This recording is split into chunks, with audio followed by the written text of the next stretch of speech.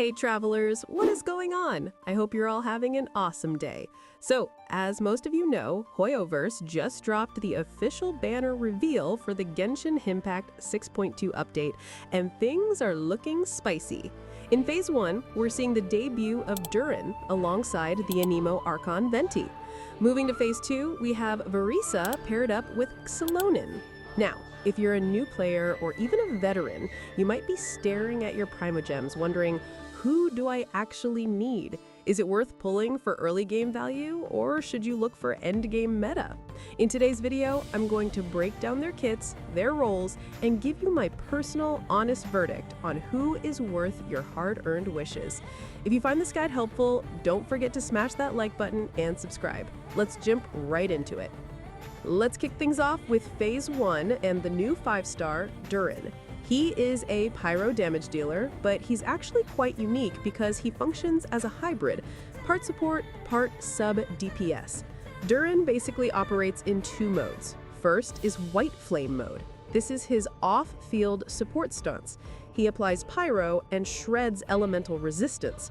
However, there is a catch. This shred only works with specific reactions, which are burning, overload, pyro swirl, and crystallize. Second is Dark Flame mode. This is where the big damage happens. When you pop his elemental burst, he enters a high DPS state. He is incredibly flexible. If you're currently running Xilonen or Mavuika as a sub-DPS, Durin slots in perfectly. His burst also gives him a massive damage boost, up to 40% extra melt or vaporize damage. However, his dark mode is mostly single target focused, so don't expect him to wipe out mobs of enemies instantly like some other units. Also, to really unlock his potential, you need to run him with other witch faction characters to max out his buffs. He looks solid, but he feels like a luxury unit. If you need a pyro sub DPS who can also buff the team, he's great. His C1 constellation is a massive spike, offering huge attack buffs, so keep that in mind if you're a spender. Next up, we have the tone-deaf bard Venti.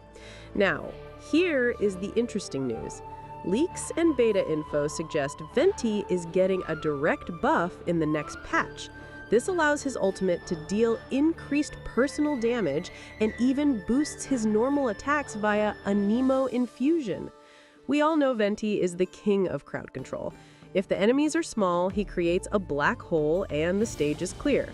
However, against heavy enemies or bosses, he usually falls off.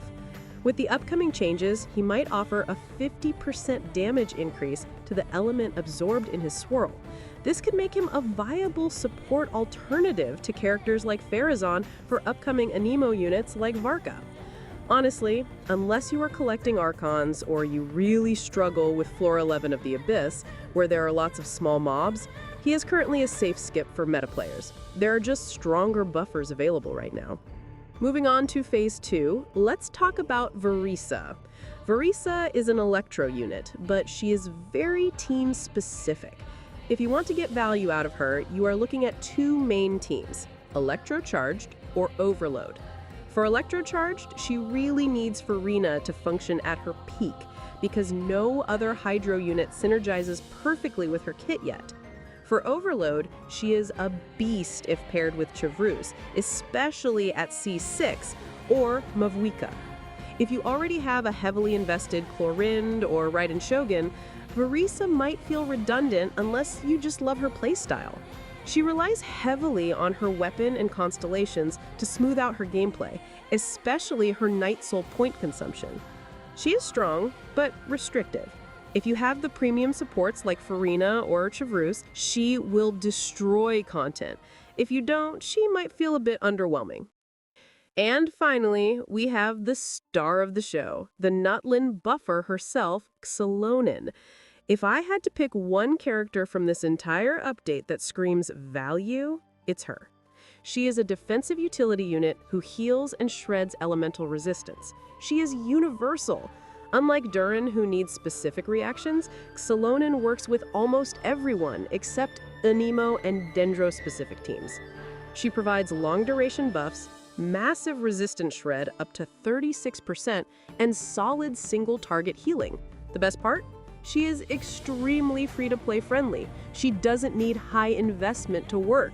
You can slap a support set on her and she does her job perfectly. If your account lacks a universal buffer like Kazuha or Zhongli, Xilonen is a must pull. Quick mention on the 4 stars, we're expecting the new healer Jehoda alongside Chavrus and Gaming.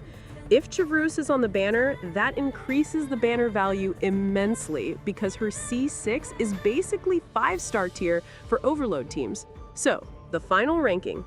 If you are strictly looking for account value, here is my priority list. Number 1 is Xilonen, universal support, easy to build, high value. Number 2 is a tie between Durin and Varesa. Pull Durin if you main Pyro or Burning teams. Pull Varesa if you have Furina or Chavrus. Number 3 is Venti, currently the lowest priority unless you just love the character. That is going to wrap it up for the 6.2 banner guide. Let me know in the comments who you're saving for. If you enjoyed the video, drop a like, and I'll catch you guys in the next one. Peace out.